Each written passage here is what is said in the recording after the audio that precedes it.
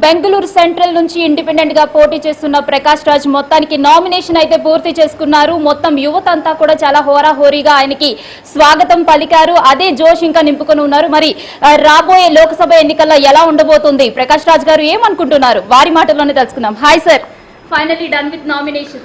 పండగ కదండి. ఒక డెమోక్రసీలో, ప్రజాప్రభుత్వంలో, ప్రజాస్వామ్యంలో ఎలక్షన్ అనేది మనకు పండగ ఉండాలి. ఎందుకంటే ఓట్ అనేది ఒక పీస్ ఆఫ్ పేపర్ కాదు కదా. అది మనం ఏం చెప్తున్నాం, మన దేశం మీద మనకున్న ప్రేమ, మన హక్కు, మన బాధ్యత, మన ఆలోచన, మనం ఎవరిని ఎన్నుకుంటున్నామని చాలా నిఖరంగా చెప్పే ఒక అద్భుతమైన క్షణం అది. అండ్ ఇలాంటి ఒక పండుగలో నేను నా జీవితంలో ఈ పయనంలో అలాంటి ఒక సక్రియ రాజకారణంలో వెళ్ళడం అండ్ ఇంతమంది రావడం, ఏదో లక్షలాది మందిని డబ్బిచ్చి తీసుకురావడం కాదు. ఇవాళ ప్రొఫెషన్ చూస్తే యువకులు, యువ సంస్థలు, మహిళల ఆందోళన, ఆ గ్రూప్ నుంచి, యూత్ గ్రూప్ నుంచి, కొన్ని పార్టీలు, కొన్ని ఆటో డ్రైవర్స్ యూనియన్, అంటే జనాలు 8 క్షేత్రం నుంచి ఎలా తెరలి వచ్చారని మీరే చూశారు.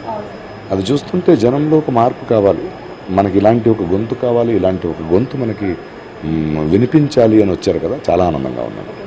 సో మీతో పాటే నామినేషన్ వేయడానికి బీబీఎంపీకి బీజేపీ వాళ్ళు కూడా వచ్చారు. సో వాళ్ళు 10 మంది ఉండి మోడీ మోడీ అని అరుస్తుంటే మీరు కూడా వాళ్ళ వైపు చూసి ఒక రకమైన ఎక్స్ప్రెషన్ ఇచ్చారు. అది మేము ఎలా తీసుకోవచ్చు? ఏం కదండి, మోడీ మోడీ అంటే నేను మోడీ మోడీ అన్నాను. మోడీ మోడీ 15 లక్షలు ఎక్కడ అంటే మోడీ మోడీ అంటున్నారు వాళ్ళు. రైతుల సమస్య ఏమైందంటే మోడీ మోడీ అంటారు. ఉద్యోగాలు ఎక్కడ, మోడీ మోడీ అలా చెప్పాలి. కానీ అంటే చూడండి, మోదీ గారిని ప్రేమించే వాళ్ళు ఉండొచ్చు, తప్పు కాదు. ఆయన వ్యతిరేకించి నేను ఉండొచ్చు, నన్ను వాళ్ళు వ్యతిరేకించు, అదే ఆయనకు ఒక సంస్కారం ఉంటుంది. ఎక్కడ మాట్లాడదు. ఒక ప్రెస్ మీట్ చేస్తున్నప్పుడు కూడా మోదీ అంటే ఏంటి? ఒక మనిషి చనిపోతే దానికి నేను సంతాప సభకి వెళ్తే అక్కడ కూడా మోదీ అంటారు, పెళ్లికి వెళ్తే మోదీ అంటారు. ఏంటి పిచ్చి? అంటే దానికి ఒక అర్థం లేదు అని మీరు అనుకుంటున్నారా? అర్థం, దానికి పిచ్చికి ఒక డిఫరెన్స్ ఉంటుంది కదండి. ప్రజాస్వామ్యంలో పండగ ఇది. ఇప్పుడు మోదీ గారు ఏంటి, ఇప్పుడు ప్రైమ్ మినిస్టర్ కాదు కదా మనకి. Is also an MP, he has to win. ఆయన గెలవండి, నేను ఒక అభ్యర్థిని, జనాలు ఎన్నుకుంటారండి. అప్పుడు ముందు మోదీ మోదీ అంటే అనండి. ఇప్పుడు ఏం చేద్దాం చెప్పండి. మీకు ఇంకా ఆ 2 అక్షరాలు తప్పితే ఇంకేం రాకపోతే ఏం చేయాలి? అంతే అంటారా? బీజేపీ పరిస్థితి 2 అక్షరాలేనా? అంతే కదా. అంటే అర్థం కావట్లేదు. ఆంధ్ర తీసుకోండి, తమిళనాడు తీసుకోండి, కర్ణాటక తీసుకోండి, ఏం చేశారని జనాలు కోపంగా ఉన్నారు కదా. జనంలో కోపం ఎలా చూపించాలో అక్కడ చూపిస్తారు. అటు మండ్య నుంచి సుమలత గారు కూడా ఇండిపెండెంట్ గా పోటీ చేస్తున్నారు. మొన్ననే ఆమె కూడా నామినేషన్ పూర్తి చేసుకున్నారు. ప్రచారం కూడా బాగానే నడుస్తోంది అంటున్నారు. సో దాని మీద మీ అభిప్రాయం ఏంటి? మండ్య రాజకీయానికి వస్తే ఇప్పుడు ఆ నిఖిల్ కుమార్ అని కుమారస్వామి గారు కొడుకు ఆయన వేశారు.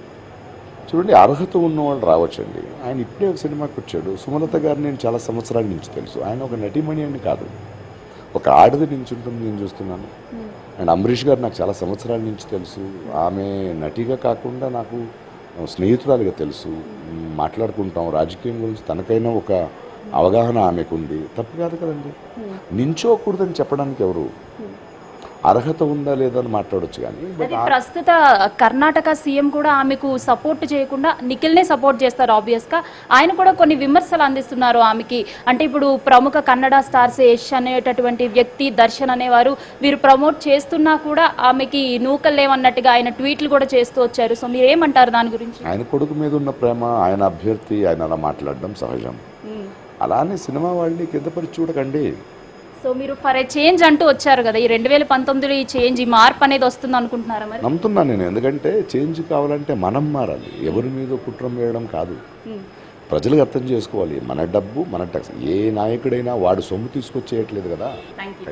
సో విన్నాం కదా. అయితే బెంగళూరు సెంట్రల్ నుంచి పోటీ చేస్తున్న ప్రకాష్ రాజ్ గారు యువత సపోర్ట్ వెన్నంటే ఉంటే అది రేపు రాబోయే గవర్నమెంట్కి యువత అనేది ఒక పౌరులుగా నిలుస్తారు అని కూడా చెప్తున్నారు. అదేవిధంగా ఇండిపెండెంట్గా పోటీ చేస్తున్న సుమలత గారు కూడా గెలిస్తే బాగుంటుందని ఒక విధంగా అభిప్రాయపడుతున్నారు. ఇప్పుడు నామినేషన్ పూర్తి చేసుకున్నటువంటి ప్రకాష్ రాజ్ గారు మరింత ఉత్సాహంగా ఉన్నారు. మరి ఫేజ్ 2, 3లో రాబోతున్న ఈ ఎన్నికలలో ఎలా ఉండబోతుందని వేచి చూడాల్సిందే. విత్ కెమెరా పర్సన్ శ్రీధర్, ఆశి పరమేష్, బెంగళూరు NTV.